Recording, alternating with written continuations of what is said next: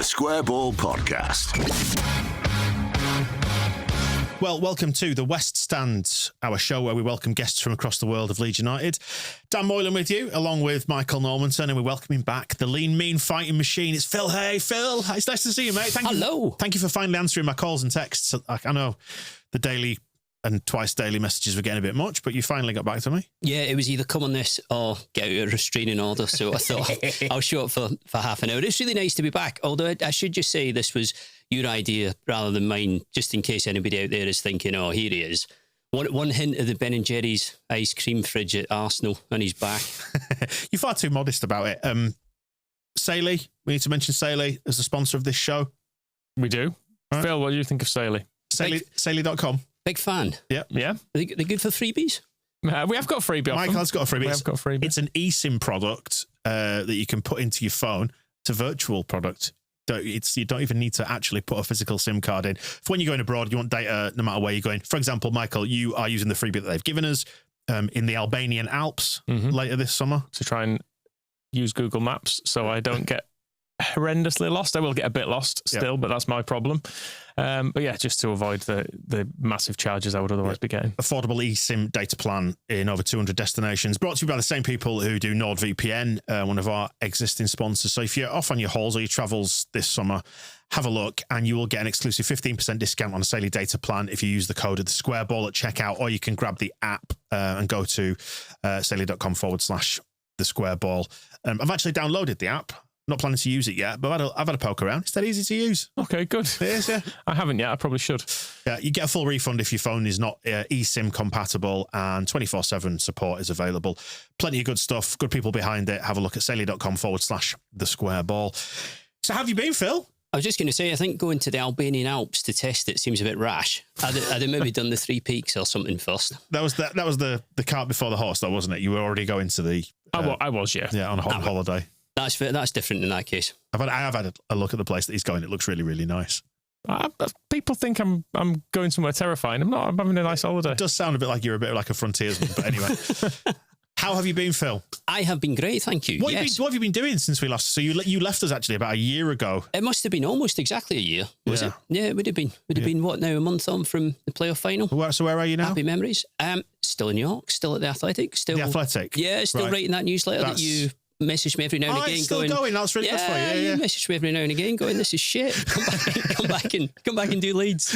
But no, I'm still very much in one piece. Yeah, it is lovely to see you. And for the benefit of anybody who's not on the video version, if you are, you will see how lean and athletic Phil is looking. Is it right you can kill a man with your bare hands now because you've been training for some sort of martial arts black belt? I read this random piece. Somebody sent me a link, and it was off a clickbait site which said something like, Phil Hayes turned into Bruce Lee. I think it came from either something Berin at the Athletic had done on your show or something he'd done in a Q&A on the Athletic's website. So yeah, I'm due to be going for my kickboxing black belt in October or November. But I would just say there's a big difference between qualifying for your black belt and being a kickboxing black belt, if you understand. Right. I'm in the former category as opposed to the second. So it's a bit like passing your driving test versus being an F1 driver. Very much that, yeah. Yeah, right. Absolutely. And is it true people are still not allowed to kick you in the head due to your operation you had? Technically speaking, yes. So that's the weak spot to go for. That's kind of get forgotten from time to time. Just don't tell my wife. Enough about us. We're being self-indulgent now, but it is lovely to see you and get back in here. Please don't ever leave us again. Last year, then, turned out all right, didn't it, for Leeds? It did. What was your sign-off article for the Athletic? It was something along the lines of, you can guarantee Leeds will win the championship now. I'm not covering it. Because you were something of a jinx. I wrote that as well in 2019 when I went from the Evening Post to the Athletic, and it was true then. So in order for Leeds to have good seasons, all I need to do is keep changing jobs, basically, and they'll be fine. Stroke keep my distance. What have you made of it from afar then?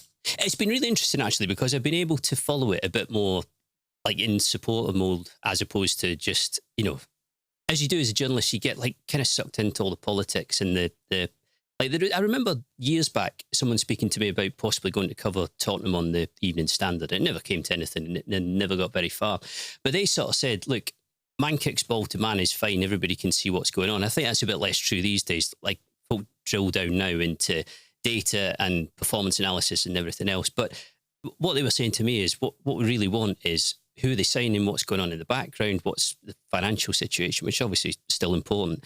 But it was nice from my point of view to be able to just look at it, follow bare results, really. Bare results in bare league table. And I always thought they were going to do it. Even that wobble in, was it kind of late March? But they had those 3 draws back to back. Yeah, I was equally confident. Yeah, I did listen to one of your podcasts then. I think it was... Better with the Swansea match ball. It was the Swansea one. Sake, yeah. Phil. Oh, does this keep coming back, does it? Yeah. And I don't know whether it makes a difference being, kind of one step removed from it. But I just never felt like Leeds were bad enough to let it go. And I didn't feel like Burnley or Sheffield United were that good either. So I kind of thought it would always happen. Burnley did get 100 points. Burnley were really good, and they were really good defensively, and I probably underestimated them slightly. And I don't think I expected Sheffield United to drop off quite in the way that they did right at the end. The bottom seemed to fall out of their season. But I did think Leeds would do it. Had the best team, had the best squad, I thought. Best style of play, yeah. I think my close to breakdown after Swansea was more just out of despair and the hope that they weren't going to repeat the same thing that we've seen so many times across the years. Well, do you remember last season after they lost to Blackburn? It was Blackburn at home, and I came in Sunday afternoon, I think it was, and I came in to record post-match poddy, and you were sat in the corner over there with your hood up on your own, just saying nothing. Basically, it's all over, isn't it? Which it kind of wasn't at that point, but I was definitely getting those vibes from the Swansea poddy, yeah. Yeah. It turned out all right, didn't it? We had a nice time in the end. In the end. Did you actually get to any games this season? Then, or were you watching on the telly like like one of them? I didn't go to any games. I was asked to go to a few actually, but I just thought it was better to keep my distance. And it's better to just get out of the way once you shift out of one job, and the other people at our place who need to write about them. But I watched plenty of them, and I did follow it pretty closely without getting into the minutiae of transfers and everything else. See, it's kind of funny though how you get a slightly broader view of it when you're not in the thick of it. I was following Twitter around the time which seems to have died a death, by the way. Like, no, where do Leeds, the Leeds Massive, kill each other over transfers these days? I mean, I think it's still there. It's still there on Twitter, yeah. and Blue Sky seems to be where most nicer people have gone. Okay, and it's not as interrupted by the algorithm desperately trying to feed you things you don't want to see as Twitter is.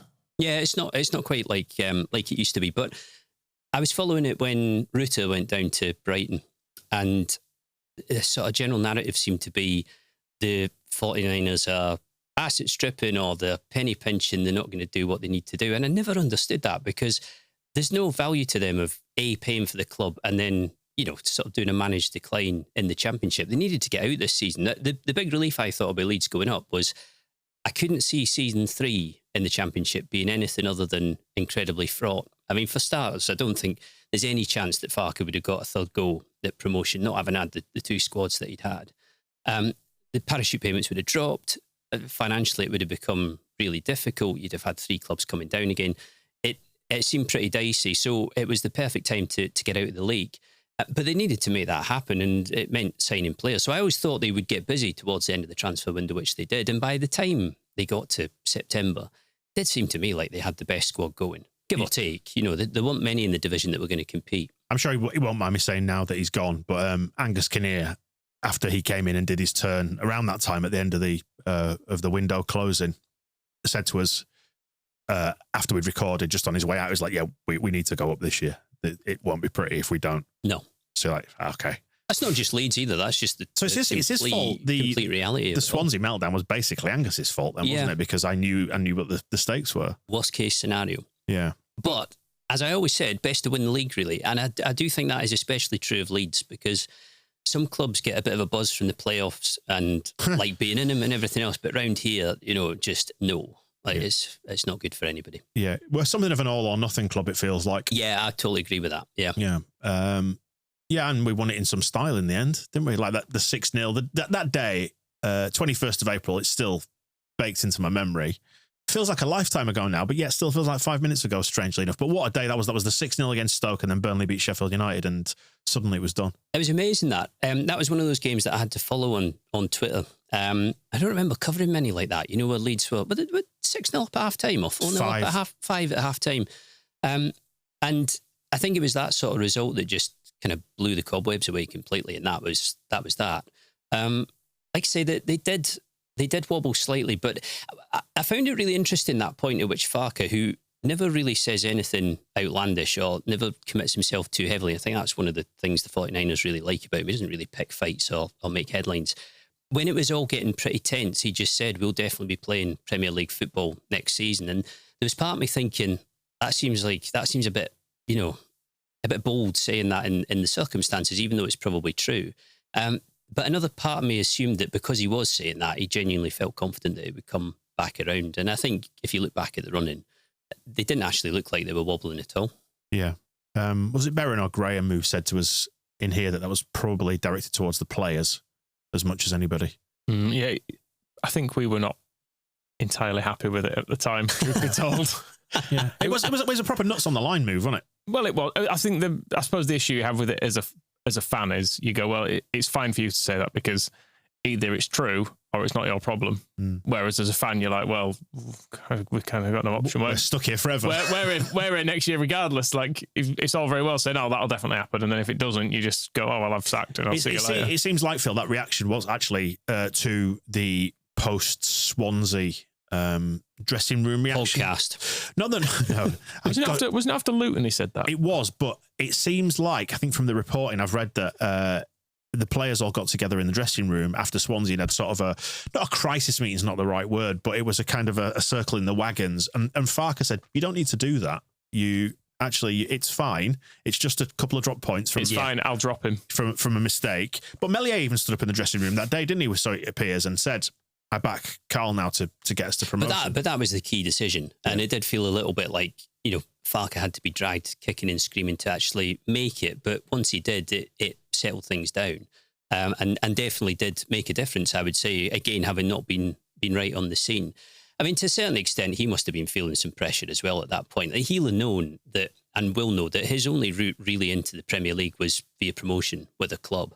And that if it wasn't going to work out at Leeds, he wasn't necessarily going to get a job as good or a job that, where the door was so open to getting promoted. I think another Championship club would have taken him on quite happily, and probably a decent one as well. But that was the moment, wasn't it? Like I say, I don't think season 3 was going to be there for him if they hadn't gone up. That's just me guessing, but I just don't see that a coach at Leeds with that type of squad gets a third goal. No, it would have been a difficult sell, wouldn't it? Very much so, yeah. Because the crowd patience was already wearing thin with him at times earlier in the season, until it clicked later on in the season and everyone was like, yeah, I think we're going to do this now, almost. But we were saying, weren't we, around the promotion, it's like, I think it's the most fun I've had as a Leeds fan, possibly ever, or in a generation anyway, even more so than the Bielsa promotion, which was probably emotionally weighted more. This was more fun. This was pure off-the-chain fun, I think this one. It's impossible to untether the two as well, isn't it? That so much of this was about celebrating the last time as well, wasn't it? Like, if we were to go down next year and then bounce straight back up again, did they even do a parade for another one? Would people go? Would people be into it? Yeah, of course they would. Any excuse. I think they're connected too, because I still would say that 2020 broke the seal when it came to the feeling of actually being able to get over the line. I mean, I have to say, there were periods of covering Leeds where I wasn't sure if they really had it in them, because they hadn't been promoted. They didn't have parachute payments. There was PSR and everything else, so there was only so much you could spend.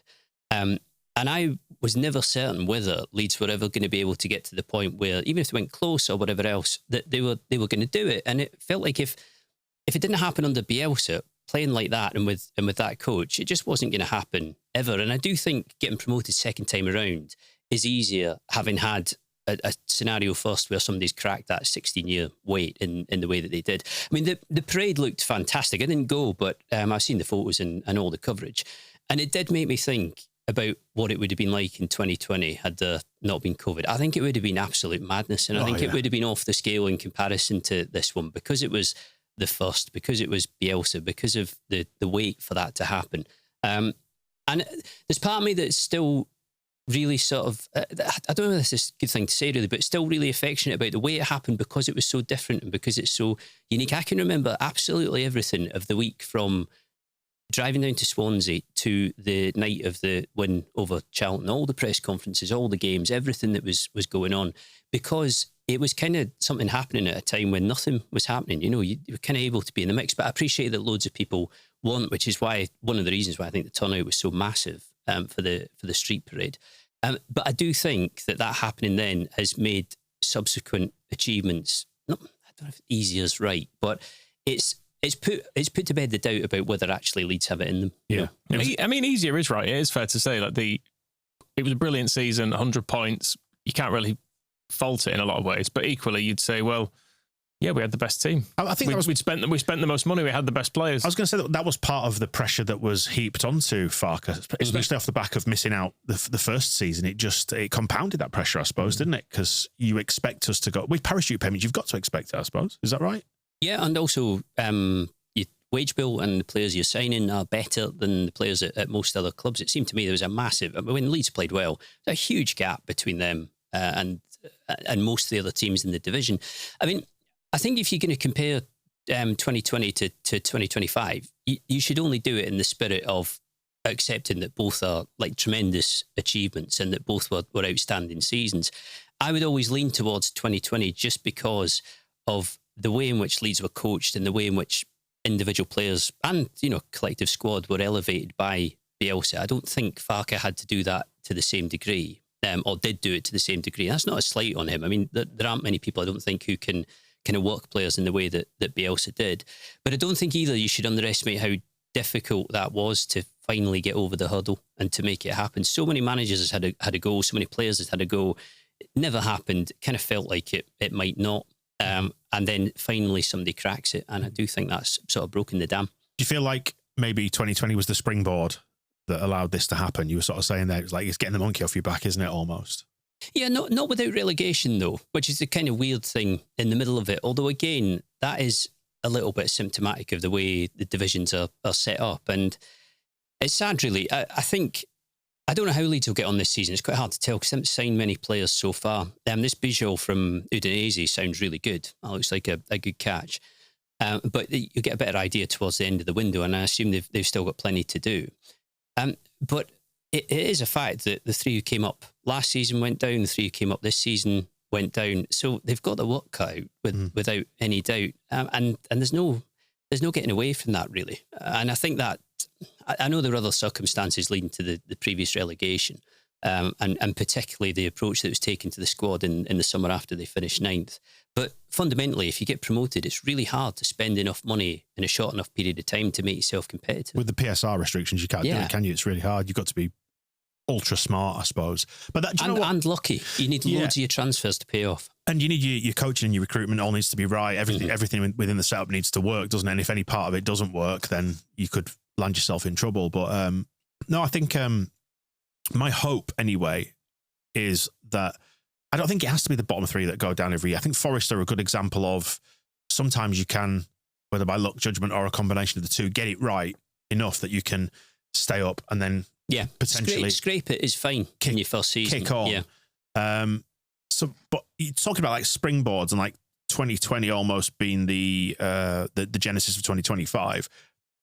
Does it feel to you like, and I suppose I feel this on an emotional level, like I'm hoping that because we've done it this time, it feels like we've lifted our ceiling maybe just a little bit higher, not massively higher, but that kind of inability to get it over the line, that inability to get the monkey off your back, to secure that Premier League football, probably in the end came a bit easier, and it's facilitated the ground improvements, and we've got fairly, I think, moderately wealthy ownership at least. We will see what that looks like over the next couple of years when you've dealt with PSR and all the rest of it. But we're talking investment in the ground, in the team, throwing everything at it to stay up, and maybe just it feels a little bit less winging a prayer like it did under Radrazani, I think. Yeah, I think they will spend everything they can. I've seen Marathi quoted before. I think he was quoted in an article we did last summer after the Red Bull investment, saying we'll always be right on the cusp of PSR because we'll try to spend everything that we can. And it does, again, from my standpoint, it does look like they're basically doing that and trying hard. The difficulty is, as time goes on, Championship players become less and less useful in the Premier League. There's like this gap stretching, which means that when you go up, there aren't that many who are guaranteed to convert well. I think, looking at the squad at the moment, I think Tanaka will be good. Somebody like Ampadu, probably probably spot on, really, and is tailor-made for, to push himself to try and be good enough for the Premier League. There are a lot of players in the squad that I wouldn't go as far as saying aren't good enough. I think that would be really harsh and unfair, because some of them are unproven more than anything. But unproven's the point, isn't it? And if you try not to get relegated again, and there is no way that the 49ers want another season in the Championship, you have to be pretty ruthless with that, and they'll have to be. So I would say that, yeah, they've probably got a much better platform for getting promoted now than they did in 2020, barring the fact that the coach isn't Bielsa. But the Premier League has probably got stronger in the interim, or at least the gap between 17th and the bottom three is definitely got more difficult to jump over.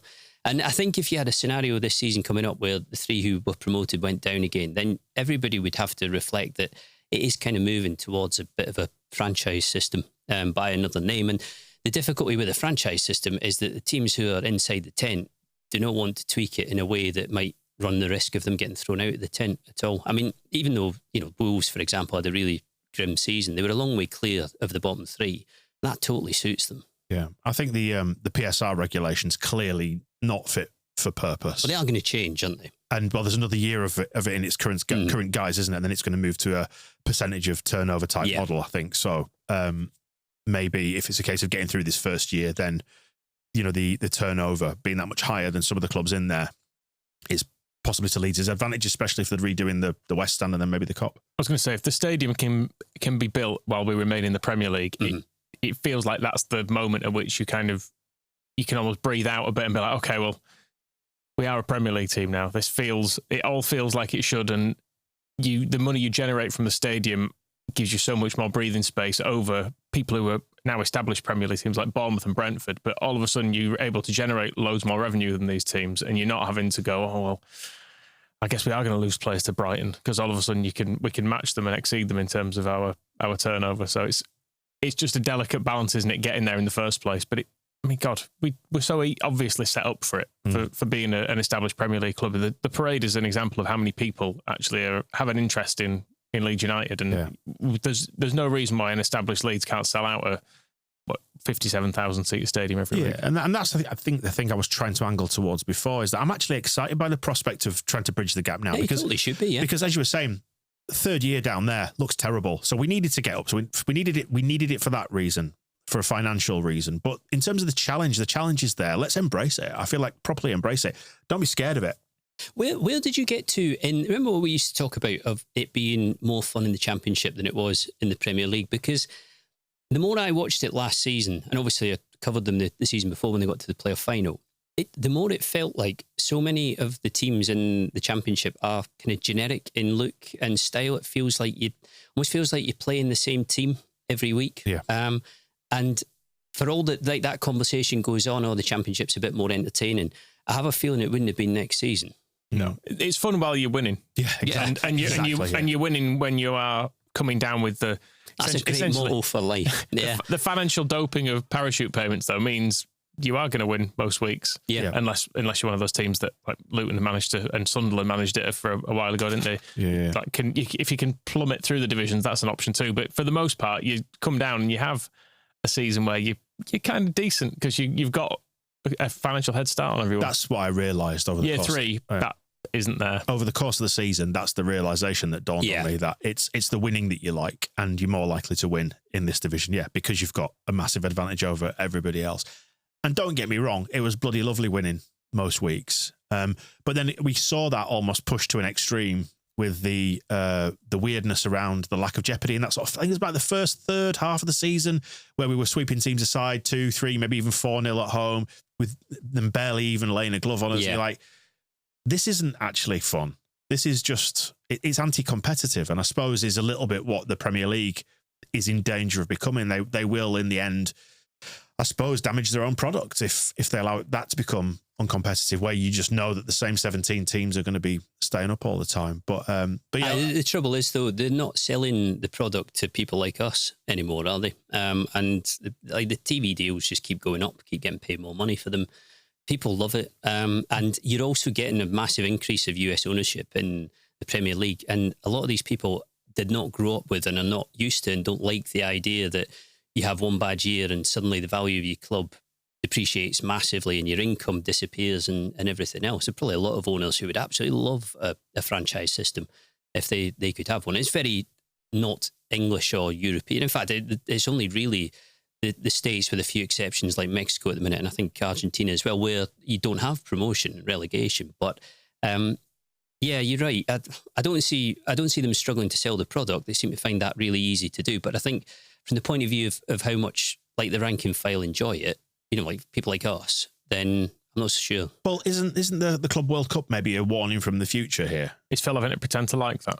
For the Club World Cup, I am absolutely doing my best. Let me just have a look at your newsletter. Newsletter. There's some stuff in there. Well, half the games keep getting delayed by like thunderstorms and so on. So it's quite hard to sell this as Could you not bring it that they sent you over there to watch the games? The greatest show in the world. I'm crossing my fingers for the World Cup, to be honest. Nice. Not going too soon. So it's carry bags for you, Phil. No, I was going to say, is it a warning from the future though? In that when the product isn't great, and they overprice the tickets as well for the Club World Cup, and there are stories of them selling on the day like $180, $200 tickets for like $20, and it's buy one get 4 or 5 free to local students because there's just no interest there.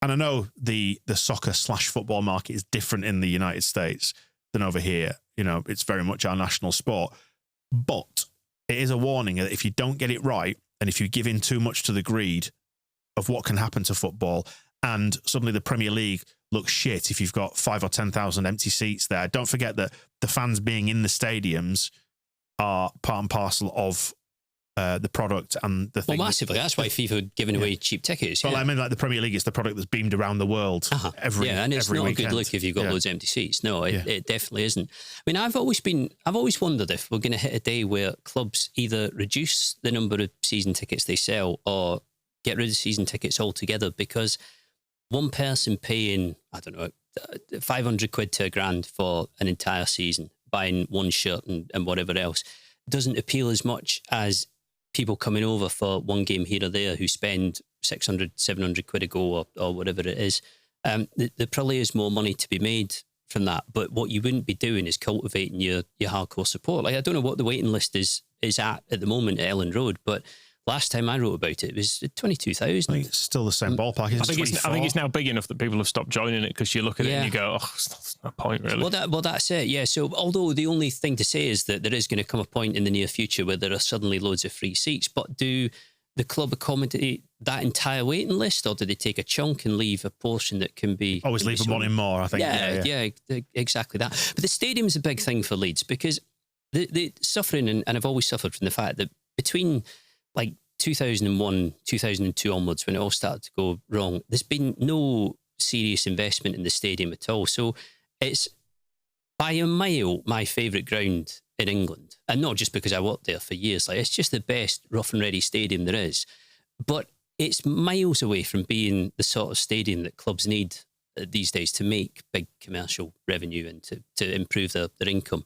So it has to change, but obviously that's really expensive and it takes time, and you need to be in the Premier League to do it. So they're kind of handicapped by the fact that they wish that this had been done already. But I think as soon as they get to the point, if they can stay in the Premier League and get to the point where the stadium's developed and then start to properly maximise, and I think they've done a really good job of this, commercial deals, sponsorship deals and everything else, then it's kind of game on from that point. But they do need a little run at it now. What do you make of the general shape of the Premier League we're going into? Because last time we went up, it felt like Liverpool and Man City were completely unbeatable, and the group of teams below them, people like Scum, Spurs, Chelsea, were also pretty much unbeatable.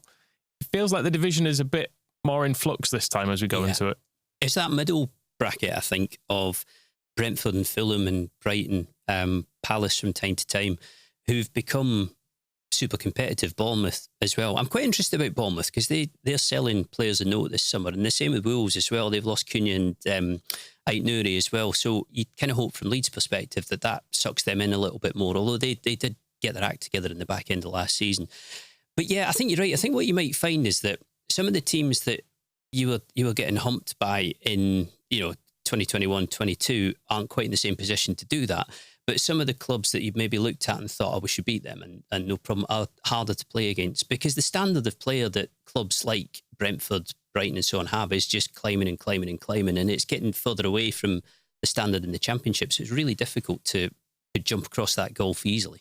Not simple. But I think, to go back to what we were saying about the Championship and whether it's fun, I think there is something really entertaining or really interesting about trying to navigate that really difficult step up from the Championship. And if you've got a team who are set up to at least have a go at that, then it's pretty fascinating to follow. What do you think about this reported policy of Big Bastards FC for Leeds? Is that the apparently so? Yeah, the direction of travel. Yeah, Robbie Evans apparently, who was brought in as chief strategy officer, sent a load of data analysts out. They all reported back. They formulated a strategy for what it takes to stay up in the Premier League. And one of their big takeaways was Premier League ready players, but big players. You've got to be able to physically compete in order to stay up, which is a little bit of what Brentford did in order to stay up in those early years. But also probably to churn the squad quite fast, I imagine. They're going to be looking at someone like Forest and saying, look at how they did it. You need to turn those players over as fast as you possibly can. Yeah, I think pragmatism is a really good thing. Southampton last season are a big warning of that. You know, they kind of persisted with this Russell Martin style on and on and on and on, and did this stupid thing that clubs do quite regularly, which is, no, we're totally wedded to this, and you take it so far that if it doesn't work, you've pretty much blown it already, which is what they did. And then at that point, it was actually, we're going to replace him with somebody else who's totally unsuited to this division, and it's just not going to work. I always felt like last season... See also Jesse Marsh. Well, I was just going to say about Ipswich, actually. I felt they were different last season. I think they got relegated by a long way. There's no doubt about that. But if you go through the first half of their season, there were a lot of games where they'll probably regret the fact that they didn't close them out when they should have done. They were in position to get a lot more points than they did and didn't make it happen. So, you know, they didn't have it cracked, but they were probably closer than anybody else. Leicester just seemed to be a total shambles from the moment they sacked Cooper, and they weren't brilliant before that either. So, yeah, I think it's probably quite a savvy strategy, as long as the big bastards you're bringing in have a bit of talent as well and are able to play, because you're not going to get that far with cloggers, are you? Do you miss it? A few ways to answer that, really. Yes and no. I don't. Somebody once said to me, when it comes to football writing, you don't have to pay me to cover the games and to write about the transfers and interviews and so on. You need to pay me for the travelling.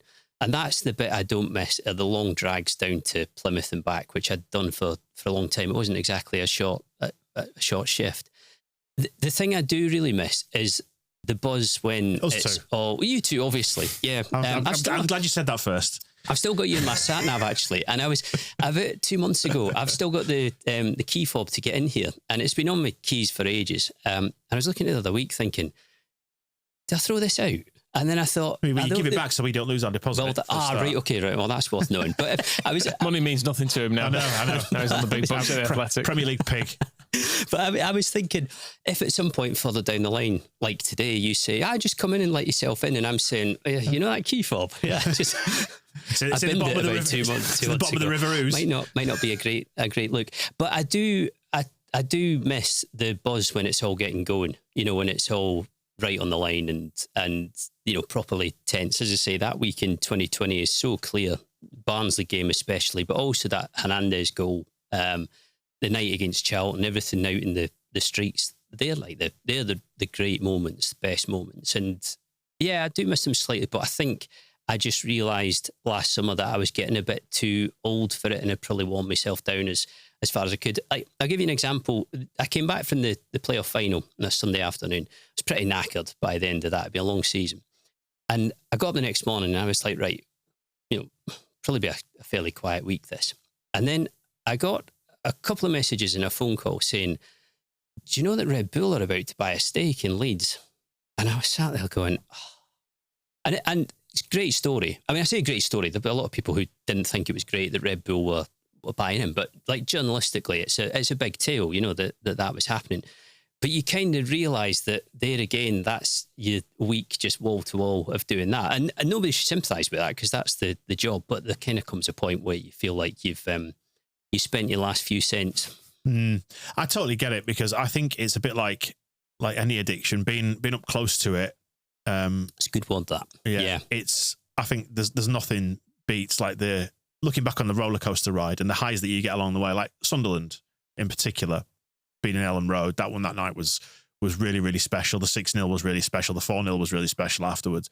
Nothing in life compares to it, but it's such a drain on you, isn't it? Like the the constant highs and lows. And I know it's slightly different for you as a journalist, but still you're there right alongside it all, seeing it all unfold. I think the other thing is that you know that once you've gone, and you're not coming back. So you've got to make sure that you pick the right moment, that you don't go too early. And also, you don't want to outstay your welcome either. I don't think it was a bad thing at all that there was a kind of change of voice around who was covering Leeds, because I've been doing it for ages.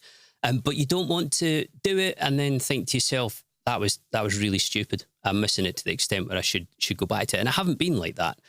But during the run-in, I was thinking back to 2020 and thinking that was great. You know? Yeah, it was. But then that's the thing, isn't it? You step away from it. And it's a bit like this summer. Like I've been trying just to set some days aside where it's not all about Leeds United. Or, you know, we reduce output at this time of year because it's the summer, but still, it never stops. No, it doesn't. So even that's the point about the Red Bull story. You know, you're like, even when I have a day off, I'm still just checking my phone looking for transfers and stuff. I was like, this is really unhealthy. Just put it down and don't immerse yourself in this 24/7. But it's an addiction and I can't help it. Well, even though I don't get, you know, a flurry of messages anymore, I am totally wedded to my phone still. I've found it really difficult to wean off from just looking at WhatsApp and Slack and Gmail and everything else that you use, constantly flicking. So I'm the same. I'm sort of trying not to do it. And obviously, like, it's not as if in the job you move to, you don't have anything that you need to check on too, but it is just all hours football reporting. Some of our guys are just constantly wound so tight, and they do it amazingly, actually, because it could easily grind you down.